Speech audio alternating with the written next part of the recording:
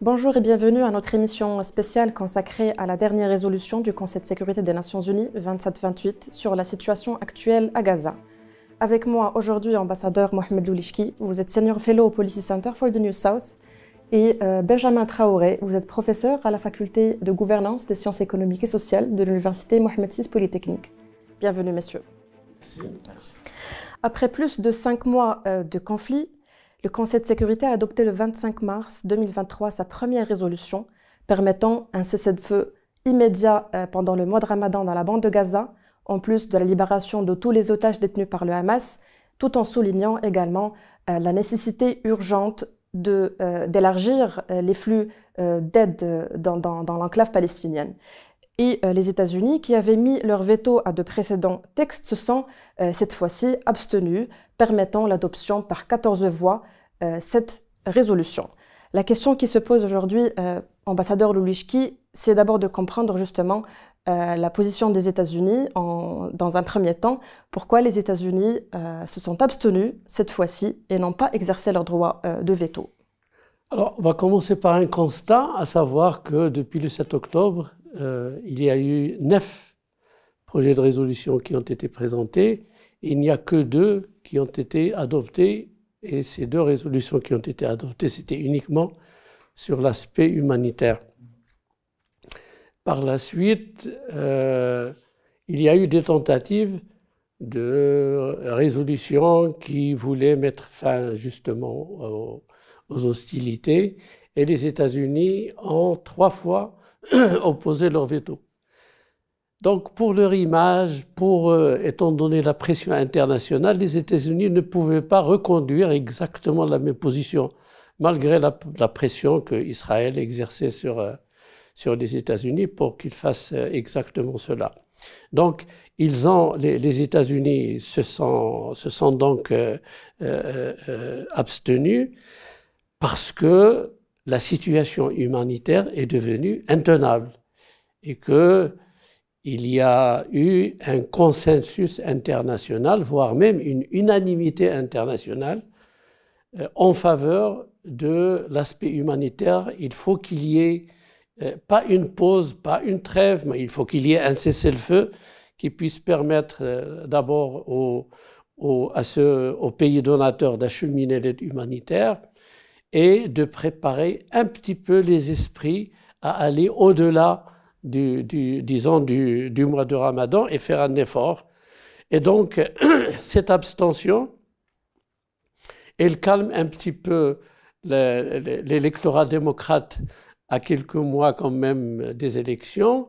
Elle met une pression sur les Israéliens, à savoir que Israël ne peut pas continuer dans cette guerre et compter automatiquement sur un appui inconditionnel et spontané de la part des États-Unis. Donc, je pense que tous ces éléments ont contribué à atténuer un petit peu la position des États-Unis, à faire en sorte qu'elles puissent s'abstenir au lieu de poser encore une fois un veto.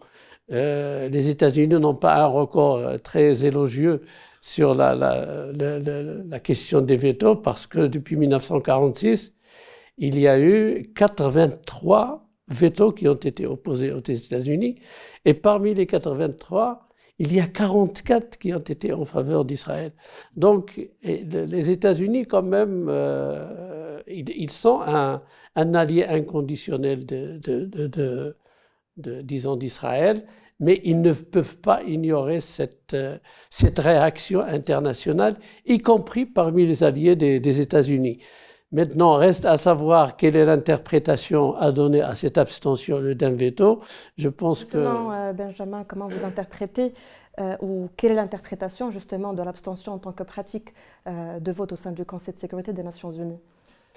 Alors, il est vrai que l'abstention, c'est une modalité de vote que les États choisissent ou pas dans les instances internationales et notamment au sein des organes des Nations Unies.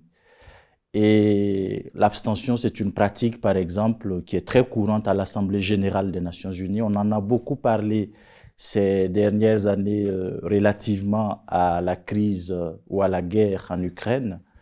L'abstention, en fait, c'est une position plutôt médiane d'un État. Lorsqu'un État ne veut pas voter en faveur d'un texte international, en l'occurrence d'une résolution, ou ne veut pas s'y opposer de façon flagrante, c'est-à-dire par un vote négatif.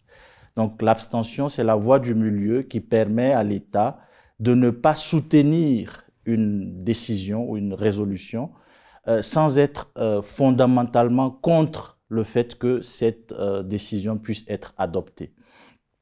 Dans ce sens, c'est une pratique qui est à la fois courante, comme je viens de le dire, au sein des organes des Nations Unies, mais très, très fréquente au sein du Conseil de sécurité.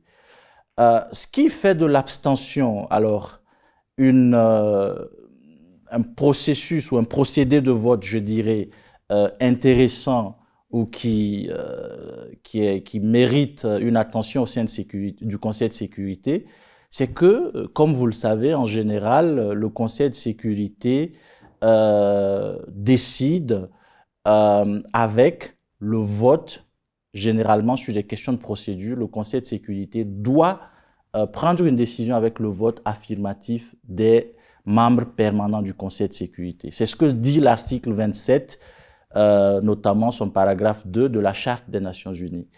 Et le fait que cet article mentionne le vote affirmatif des membres permanents, c'est ce qui nous permet couramment de dire que les membres permanents ont un droit de veto. Le terme droit de veto ne figure pas dans la charte. Alors, ce qui voudrait dire que si un État membre permanent ne vote pas en faveur d'une résolution, a priori, cette résolution ne pourrait pas passer. Mais cette interprétation de l'article 27 a pendant longtemps été abandonnée au sujet de la question de l'abstention. Donc aujourd'hui, il est très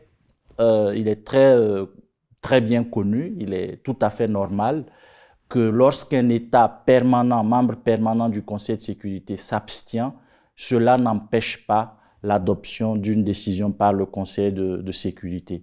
C'est même considéré aujourd'hui comme une pratique coutumière au sein de l'Organisation des Nations Unies, pratique qui a été notamment validée par la Cour internationale de justice depuis au moins 1971. Donc, dans ce sens, les États-Unis savaient très bien qu'en s'abstenant, leur abstention n'empêcherait pas cette décision d'être adoptée. Et d'ailleurs, ils le savent tellement bien que lorsqu'ils ont voulu s'opposer à l'adoption d'une résolution récemment, ils ont opposé un vote négatif. Mais tout simplement. D'un point de vue juridique, justement, quelle est la portée juridique des résolutions du Conseil de sécurité selon la Charte des Nations Unies, ce qui nous permettra éventuellement de comprendre le positionnement ou la position des États-Unis aujourd'hui dans ce qui concerne la résolution 2728 qui réclame un cessez-le-feu immédiat à Gaza pendant le Ramadan, et les États-Unis affirmaient justement que cette résolution est de caractère non contraignant.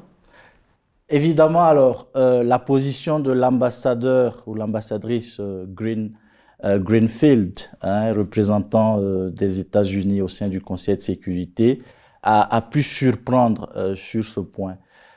Tout simplement parce que les résolutions du Conseil de sécurité sont finalement la modalité à travers laquelle, la modalité, je dirais, ordinaire d'adoption des décisions du Conseil de sécurité. Or, la Charte des Nations Unies est très claire sur la valeur juridique de ces résolutions. Ce sont des textes qui ont un caractère obligatoire. Cela ne fait aucun doute. En vertu notamment de l'article 25 et 103 de la Charte des Nations Unies, les États membres des Nations Unies conviennent de respecter et d'appliquer les décisions du Conseil de sécurité. Donc on se demande pourquoi l'ambassadrice américaine a décidé de tenir ce propos à la suite de l'adoption de cette résolution. Évidemment, d'un point de vue juridique, comme je viens de le dire, la question du caractère obligatoire des décisions prises par le Conseil de sécurité ne fait pas l'objet d'un seul doute. Par contre, on peut se poser des questions sur la teneur normative, hein, pour parler comme des chimistes, la teneur en obligation d'une résolution du Conseil de sécurité. C'est deux choses différentes parce que le premier point a trait à l'instrument lui-même qui est obligatoire et le point que j'aborde là en ce moment est plutôt relatif au contenu de l'instrument. Donc, il faut regarder et analyser de façon assez précise, donc interpréter le contenu d'une résolution du Conseil de sécurité pour pouvoir évaluer sa teneur normative, son caractère obligatoire, le type de comportement qu'il exige ou qu'il requiert de ses destinataires. Et à ce sujet, il faut dire quand même que contrairement à ce que les États-Unis affirment, la résolution 2728 est d'une clarté qui est tout à fait évidente. C'est une résolution d'ailleurs qui est assez brève, elle ne comporte qu'essentiellement 2 paragraphes, et quand on lit ces 2 paragraphes, évidemment à côté du préambule, quand on lit ces 2 paragraphes qui relèvent du dispositif ou de la dimension opératoire de la résolution, on voit que le Conseil de sécurité utilise des termes qui portent ou qui comportent une impérativité qui ne fait pas de doute. Le Conseil exige un cessez-le-feu durant la période de Ramadan qui puisse mener, selon le Conseil, à un cessez-le-feu durable. Le Conseil exige la libération des otages. Le Conseil exige la levée des barrières sur l'acheminement de l'offre humanitaire. Le terme exigé est très fort et il me semble dès lors qu'on ne peut pas souscrire à la position qui est défendue par les États-Unis sur ce point précis, en tout cas d'un point de vue juridique. Qu'en pensez-vous, ambassadeur Loulichki, par rapport à justement la position des États-Unis caractérisant cette résolution étant non contraignante? Je pense que peut-être il faut peut-être rappeler pour nos auditeurs que on a tendance à dire que l'Assemblée générale fait uniquement des recommandations, le Conseil de sécurité, il prend des décisions. La réalité est un peu plus nuancée parce que il se peut que l'Assemblée générale prenne des décisions. Par exemple, lorsque l'Assemblée générale des Nations unies dit qu'il faut payer sa quote-part dans le budget, ben, si vous ne le payez pas, vous êtes suspendu de droit de vote à l'Assemblée générale. Donc c'est une décision également. Le Conseil de sécurité, il fait également des recommandations lorsqu'il agit au niveau et dans le cadre du chapitre 6. Il fait des recommandations. Par exemple, pour la question du Sahara marocain, le Conseil de sécurité recommande aux partis de reprendre les pourparlers, les tables rondes, etc., pour arriver à la solution politique voulue. Mais en même temps, lorsqu'il se place dans le chapitre 7, là, tout le monde sait que si on n'accepte pas et si on n'applique pas, il y a des conséquences. Et les conséquences peuvent aller de sanctions diplomatiques aux sanctions économiques, etc. C'est un peu gradué, jusqu'à l'ultime, disons, peine, c'est celle de l'utilisation, disons, de la force. Moi, je pense que cette résolution, là, 27-28, compte tenu de son objet, parce qu'il faut sauver des vies humaines, il faut acheminer, il faut faire en sorte qu'il n'y ait pas une famine dans les Arza et dans ses environs. Je pense que cette résolution se situe entre les deux. On parle de temps en temps du chapitre 6, 6,5. Probablement, ça n'est pas, parce que le chapitre 7 n'est pas mentionné, et donc il n'y a pas disons, de mesures qui sont envisagées pour l'application, pour obliger à l'application. On peut dire qu'elle fait partie du 6,5, et donc elle a quand même ce caractère contraignant. Aussi bien le porte-parole que le secrétaire général des Nations Unies, tous les deux qui sont un peu gardiennes de cette légalité du Conseil, ont dit que c'est une résolution quand même qui est contraignante.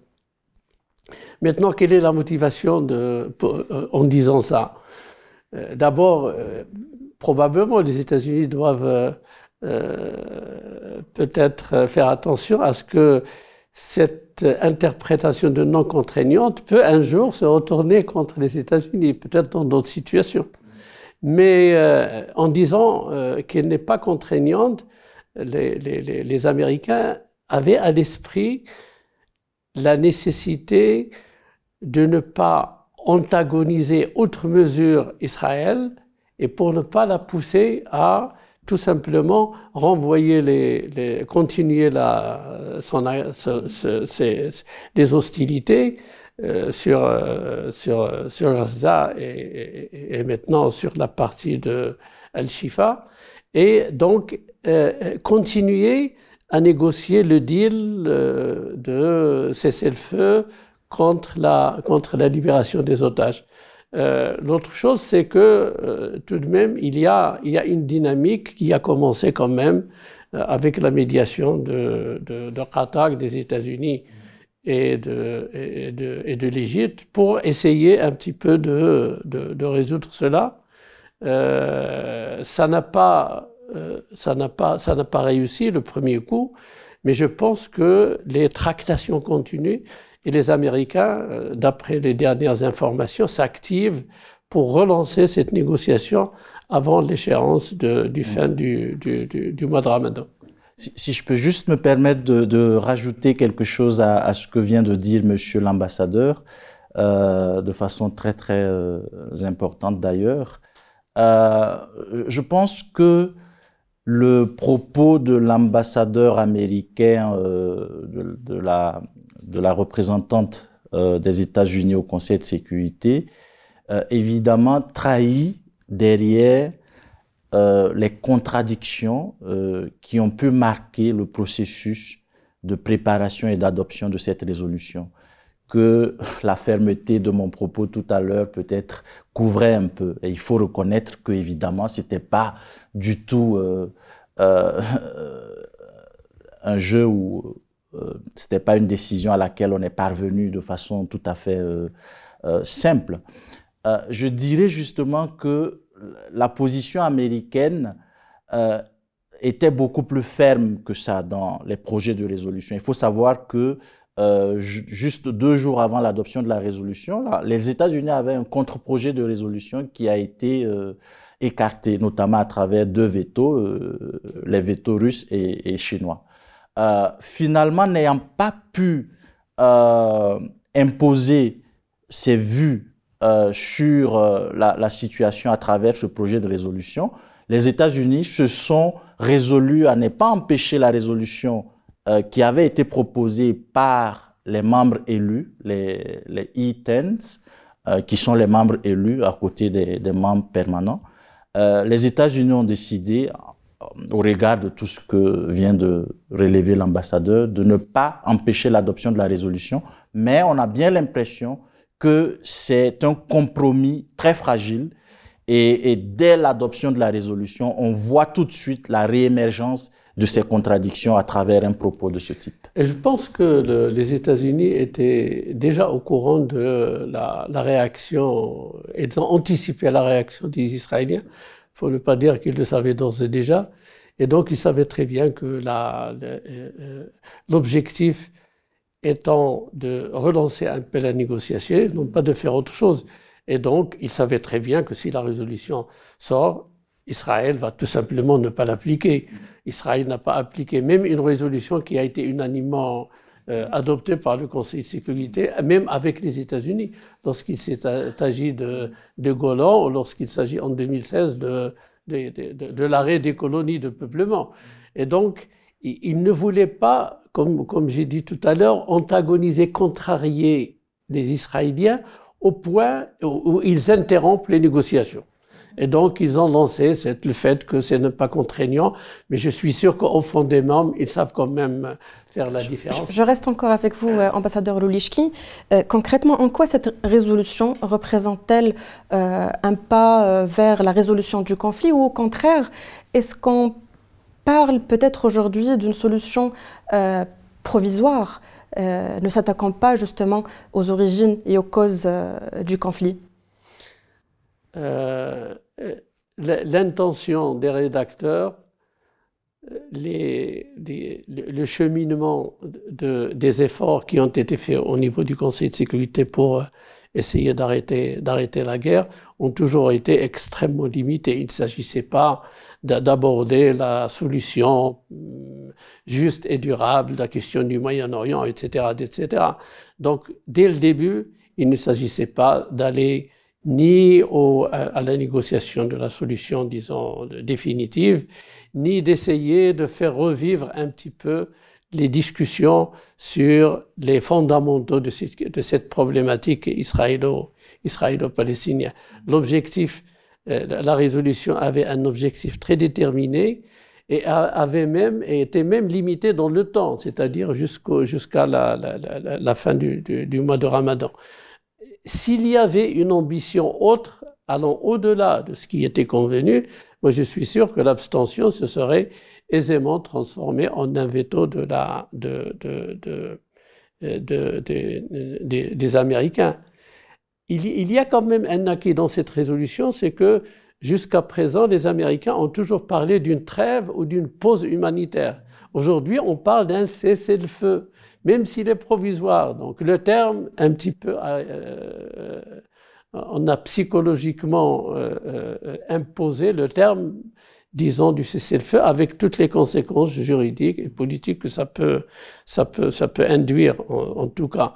Mais dans l'immédiat, je pense que il fallait parer au plus pressé, et le plus pressé, c'est l'humanitaire, et c'est uniquement sur l'aspect humanitaire que vous pouvez avoir une unanimité, voire un grand consensus international, y compris parmi les alliés des États-Unis ou d'Israël eux-mêmes. Benjamin, dans quelle mesure l'adoption de cette résolution 2728 peut-elle changer la donne éventuellement en termes d'obligations entre les parties? Oui, cela me permet justement de rebondir sur les propos de l'ambassadeur.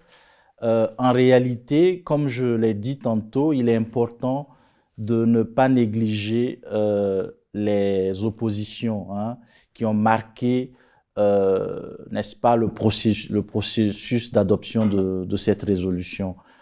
Les positions étaient quand même assez tranchées, les uns voulant un cessez-le-feu immédiat, par exemple, et de l'autre côté, les États-Unis insistant sur le fait qu'il faille libérer de façon immédiate et inconditionnelle les otages. Il a fallu trouver un compromis. Et comme je le disais tantôt, c'est finalement ce type de compromis va être consacré à travers des expressions un peu ambiguës, parfois vagues, comme le fait de dire cesser le feu immédiat durant la période de Ramadan, qui mène à un cessez-le-feu durable. Initialement, l'idée, c'était d'un cessez-le-feu permanent. Alors, évidemment, les formules vagues et ambiguës dans la pratique du Conseil de sécurité sont une sorte de banalité. Monsieur l'ambassadeur qui a siégé au sein du Conseil pendant des années le sait très bien. Donc, il y a ces oppositions qu'il a fallu réconcilier. Et la résolution, à mon avis, impose des obligations sur chacune des parties sans que l'exécution ou la réalisation des obligations d'une partie soit la condition pour la réalisation des obligations de l'autre partie. En termes plus simples, dans les discussions avant l'adoption de la résolution, dans les débats qui ont précédé son adoption, les États-Unis ont insisté sur le point que le cessez-le-feu devrait être conditionné par la libération des otages par le Hamas. Et cette proposition américaine n'est pas passée justement, au point où on a justement ce premier paragraphe du dispositif de la résolution qui a été négocié, c'était le compromis auquel on arrivait. C'est vrai qu'il parle en même temps du cessez-le-feu et de la libération des otages, mais en des termes qui ne sont pas ceux que les États-Unis proposaient, c'est-à-dire le fait de conditionner les deux choses. Donc, il est évident que sur ce point, les États-Unis n'ont pas réussi à faire passer leur position et la résolution doit être lue aujourd'hui comme imposant des obligations à chacune des parties, notamment l'obligation de cesser le feu et l'obligation de libération des otages, mais sans que ces deux choses ne soient mutuellement conditionnées. Donc, à mon avis, c'est l'interprétation qu'il faut retenir du texte et des obligations qui sont prévues dans ce texte, à la lumière, n'est-ce pas, des débats qui ont précédé l'adoption de la résolution. Je termine avec vous, ambassadeur Loulichki. Comme vous l'avez évoqué, nous assistons à une dynamique de négociation pour un cessez-le-feu permanent par plusieurs parties, par plusieurs acteurs. Peut-on considérer aujourd'hui qu'il existe une sorte de momentum ou d'un élan significatif par rapport à la cause palestinienne? Je pense qu'il est indéniable que, disons, cette tragédie humaine a éveillé un peu la conscience internationale, aussi bien au Moyen-Orient que dans les autres parties du monde, aussi bien à l'intérieur de la société israélienne qu'au sein des Palestiniens et des pays de la région. Ça, c'est quelque chose qui est absolument indéniable. Je n'irai pas jusqu'à dire à quelque chose malheureusement, mais je pense que il faut saisir toutes les opportunités possibles pour relancer le processus de paix et pour parvenir à la solution tant répétée et renouvelée, c'est-à-dire d'un Moyen-Orient où Israël va coexister avec un État palestinien indépendant côte à côte avec, pour les Palestiniens, les territoires qui ont été occupés en 1967 et avec Jérusalem-Est comme capitale. Il faut également souligner que c'est le conflit le plus ancien. Il date pratiquement de la création des Nations Unies. Ce sont les Nations Unies ont une responsabilité. Les Nations Unies ont adopté, ont admis, et là, Israël comme État membre, et ils ont proposé un plan de 2 États et un statut international pour Jérusalem. Nous avons eu quand même les négociations d'Oslo qui ont permis d'ouvrir cette perspective qui n'était-ce l'assassinat d'Yitzhak Rabin. Je pense que les choses auraient pris une autre tournure positive. Maintenant, il ne faut pas revenir disons, au passé. Il faut, à partir du présent, essayer de construire quelque chose. Israël a besoin de la paix, je dirais, plus que les Palestiniens et plus que les autres pays arabes. Et Israël a intérêt, non pas à continuer, disons, de la logique de la force, mais à donner, disons, la priorité à la recherche d'une paix dans laquelle la sécurité, aussi bien des Palestiniens que des Israéliens, peut être assurée et garantie. Il y a eu des tentatives, comme vous le savez, il y a eu le plan de Fès en 1982, il y a eu le plan de Beyrouth qui a été érigé en plan arabe en 2002. Aujourd'hui, on commence un petit peu à balbutier et à dire qu'il est nécessaire de reprendre le processus de paix.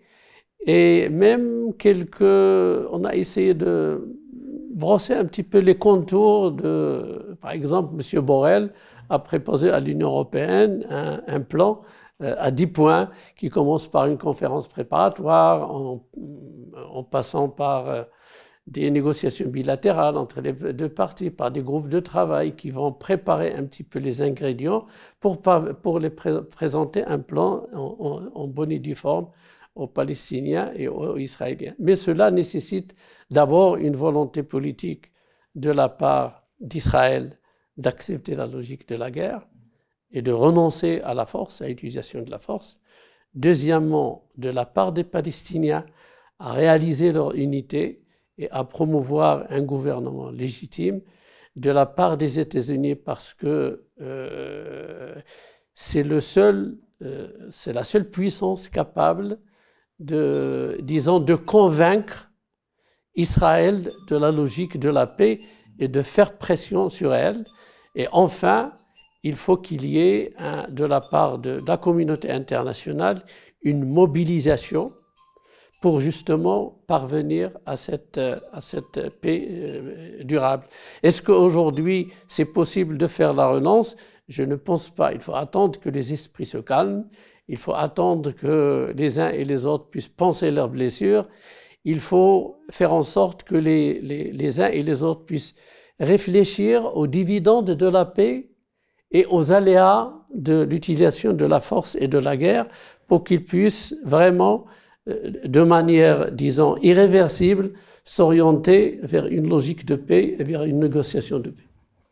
Si je peux juste me permettre de rajouter à ce qui a été fort brillamment résumé, je partage totalement l'avis de monsieur l'ambassadeur sur ces points.